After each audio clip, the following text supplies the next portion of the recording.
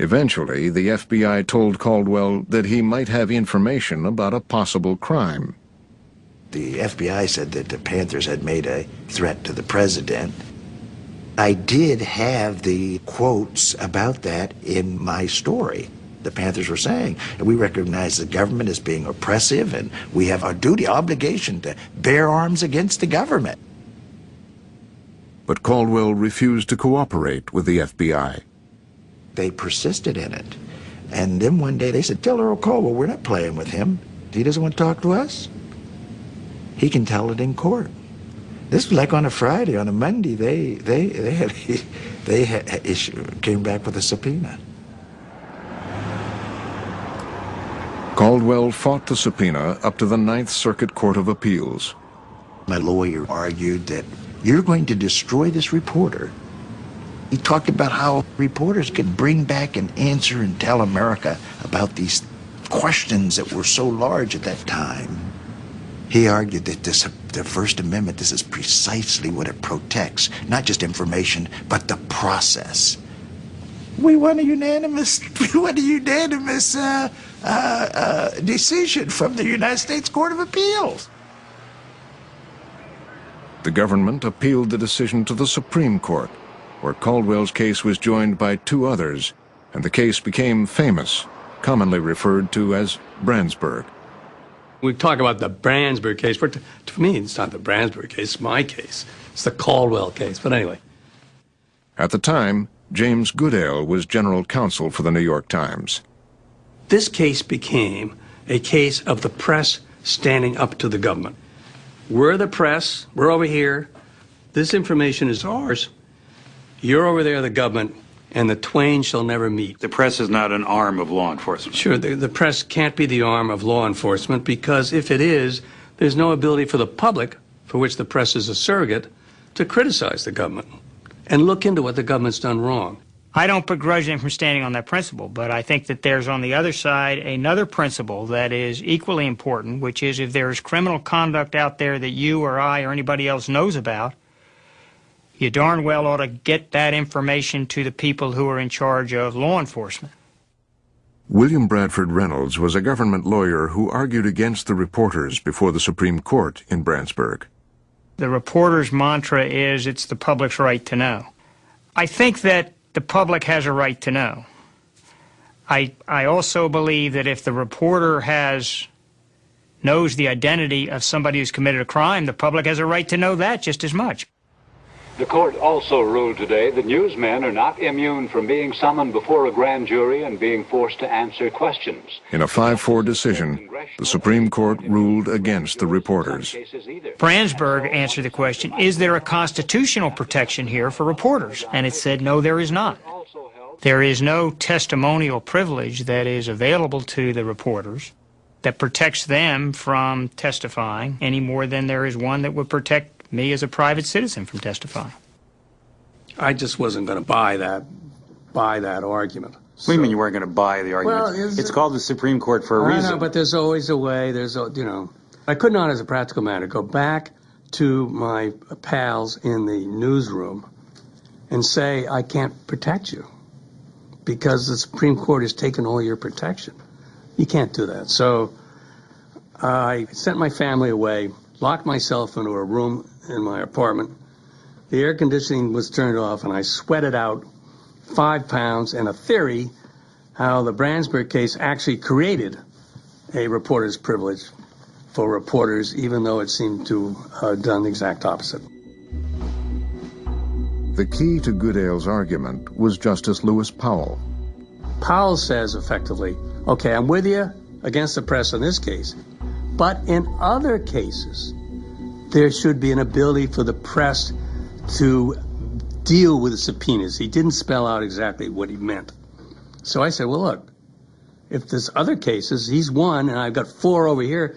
Last time I knew that made 5. That's more than the 4 that voted against me. So if I get another case that is perhaps a little different than Caldwell's case, I will argue that those 5 votes create a reporter's privilege. The Times intends to continue fighting for its reporters' right to keep their sources confidential. fighting both in the courts and through state or federal legislation. Our theory was go back and fight this thing out state by state by state by state until we end up with enough body of law so there's protection for reporters. As Goodale set to work, it was a heady time for reporters. The Watergate reporting had helped take down a president, and the value of anonymous sources was never more clear. It would have been totally impossible to have done the Watergate reporting and identified our sources. Weren't you subpoenaed during Watergate? Yes.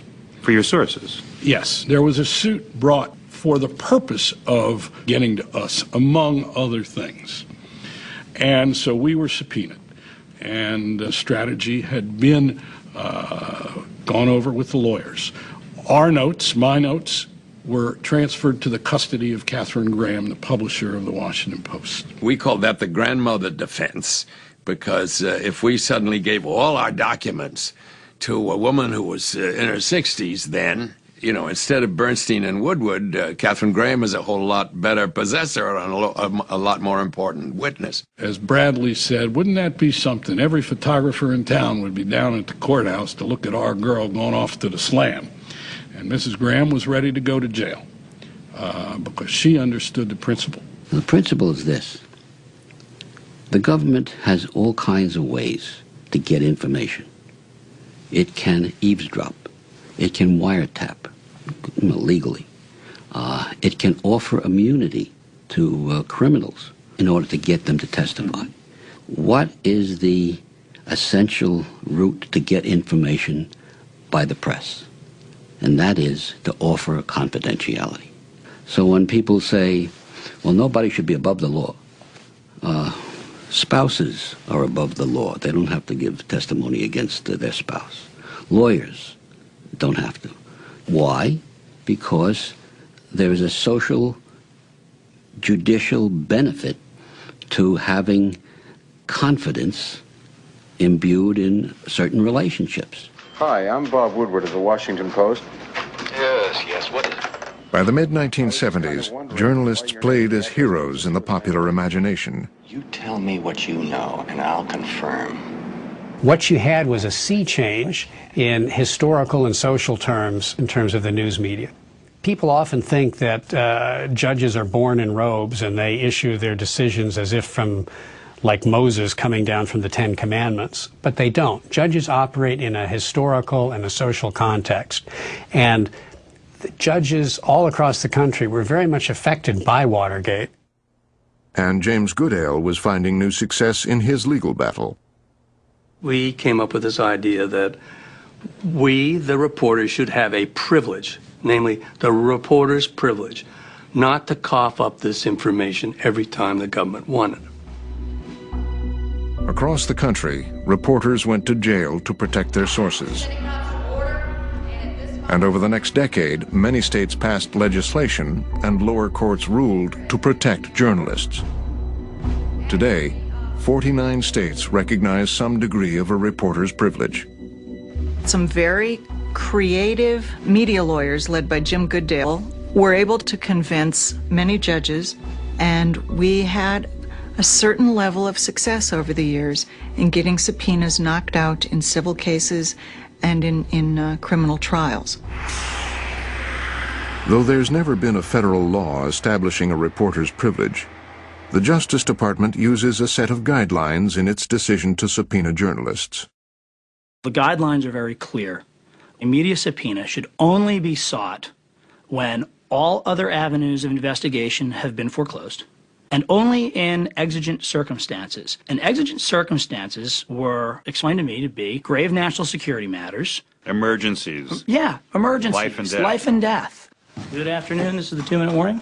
Mark Corallo was working in Attorney General John Ashcroft's Justice Department when the Plame investigation began. Though Ashcroft was never asked to subpoena any reporters in the case, Corallo says it's unlikely that he would have.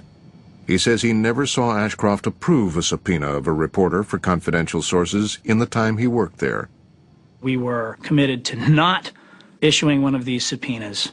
For the liberals out there watching, Attorney General Ashcroft always said no? Attorney General Ashcroft always said no. Do not subpoena the journalist.